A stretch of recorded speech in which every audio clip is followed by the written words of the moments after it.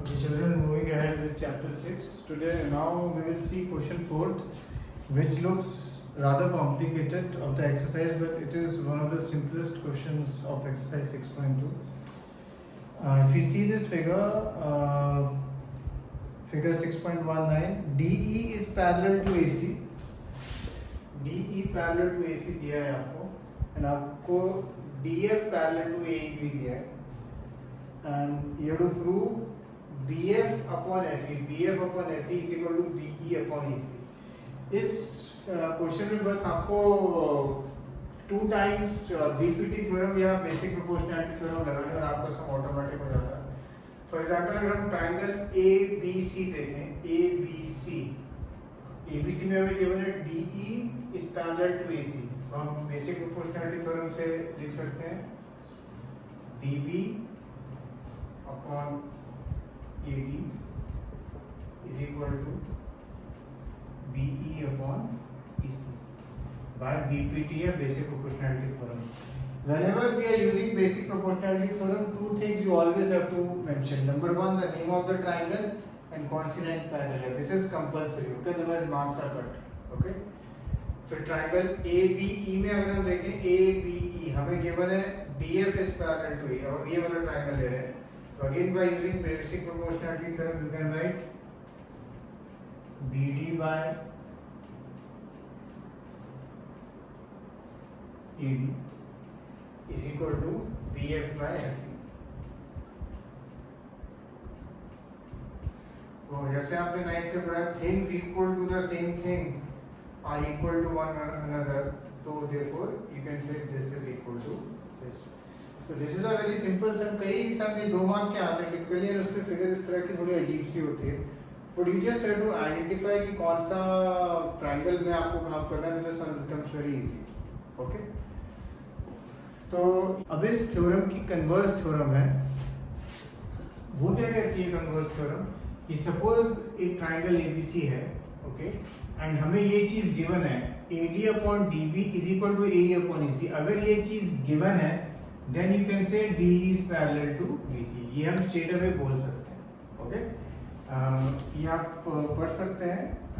If a line divides any 2 sides of a triangle in the same ratio, then the line is parallel to the third side. Then this line is parallel to the third side. हम straight away ये चीज बोल सकते हैं. ये theorem कब use में आती है, स्पेशली सपोज हमें प्रूव करना है, या तो suppose DE parallel BC show करना है तो हमें काम में आएगी, या सपोज हमारे पास ये एंगल है और ये एंगल नहीं है, ये हमसे क्वेश्चन मार्क है. तो अगर आपने लाइंस पैरेलल शो कर दी then you know these angles are corresponding angles, therefore then you can get the value of this angle easily. So we just have to look at this sum now.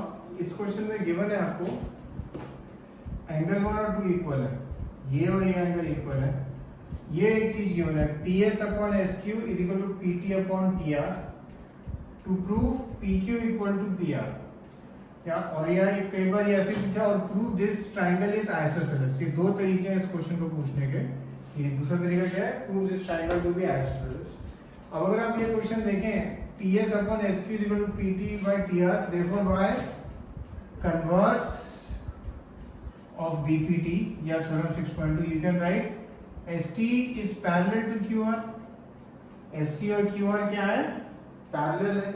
और अगर ST और QR parallel है, अब आप सब तरह के angles यानी करस्पॉन्डिंग एंगल्स वगैरह सब आप पिक्चर में ला सकते हैं. तो सपोज इस एंगल का नाम 3 है. अब यहाँ से आप सब आगे ले जा सकते हैं क्योंकि हमें ऑलरेडी गिवन है एंगल 1 और 2 इक्वल है. तो अब आप इसको कैसे करना चाहेंगे वो आप देखिए. ये वाला एंगल भी है जैसे हमारे पास, ठीक है, इसको भी आप पिक्चर में ला सकते हैं. तो इस सब को करने के 2-3 तरीके हैं. तो हमारा एम है एंगल 2 और एंगल 4 को अगर हमने इक्वल शो कर दिया, एंगल 2 और एंगल 4 को इक्वल शो कर दिया, तो आपको मालूम है sides opposite to equal angles in a triangle are also equal. So angle 1 equal to angle 2 है, angle 1 is also equal to angle 4. और ये इक्वल क्यों है, क्योंकि ये क्या है, करस्पॉन्डिंग एंगल्स है. और अगर ये करस्पॉन्डिंग एंगल्स हैं, वहां से आप सम को आगे लेके जा सकते हैं. तो ये एक सम है जो आप फिनिश करेंगे, ये मैं क्वेश्चन आपको भेज दूंगा। फिर जो एक क्वेश्चन नंबर 2 था जो हमने इनिशियली अभी छोड़ दिया था, ENF और इसका फिगर भी दिया है, ENF are points on sides PQ and PR respectively of a triangle PQR.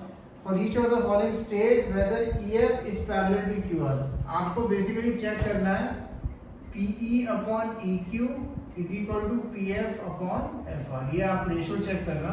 Suppose 2/3 आया तो ये मतलब रेशो इक्वल है और आप बोल दोगे yes their lines are parallel. अगर रेशो इक्वल नहीं है then you will say lines are not parallel.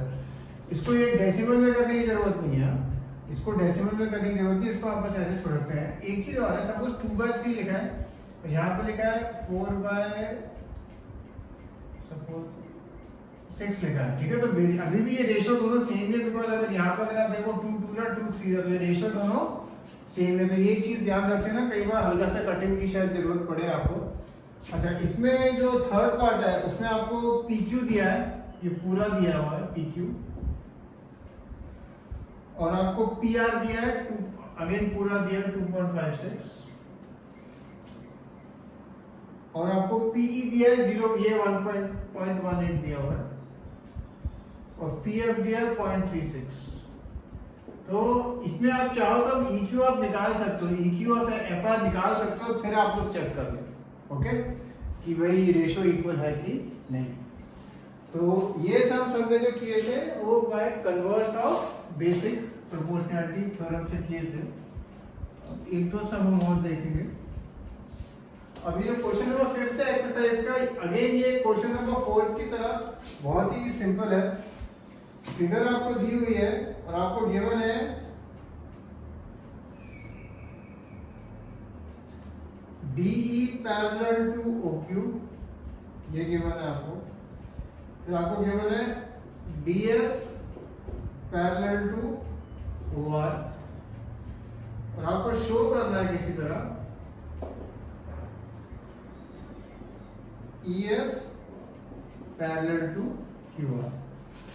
इससे पहले हम आगे बढ़े, आपको ना एम होना चाहिए, जैसे EF पैरेलल टू QR है तो आपने अगर ये रेशो शो कर दिया PE upon EQ, PE upon EQ is equal to PF upon FR, अगर ये आपने कर दिया PE upon EQ is equal to PF upon FR तो आपका काम हो जाएगा। तो ये आपका एम है। तो अगेन आप पहले ट्राइंगल D पैरेलल आपको OQ दिया तो आप ट्राइंगल POQ में काम करना और देखना आपको क्या मिलता है। आपको गिवन है तो इसमें आप बेसिक प्रोपोर्शनैलिटी थ्योरम लगा सकते हैं। फिर आप DF पैरेलल टू OR दिया तो फिर आप ट्राइंगल POR में काम करना, अगेन बेसिक प्रोपोर्शनैलिटी थ्योरम लगाना और देखना आपको क्या मिलता है। इनसे जो आपको रेशो मिलेंगे उससे आप देखेंगे आप ऑटोमेटिकली आपको ये चीज इक्वल मिल जाएगी, और जब आपको ये चीज इक्वल मिल जाएगी therefore by converse of BPT आप लिखेंगे EF पैरेलल टू QR। तो इस समय दोनों थ्योरम्स यूज हो रही हैं आपकी, बेसिक प्रोपोर्शनैलिटी थ्योरम भी हो रही है, कन्वर्स भी हो रही है, ओके। तो कुछ सम्स में ऐसा होगा, ओके। चीयर्स, फिनिश यहाँ तक करता हूँ।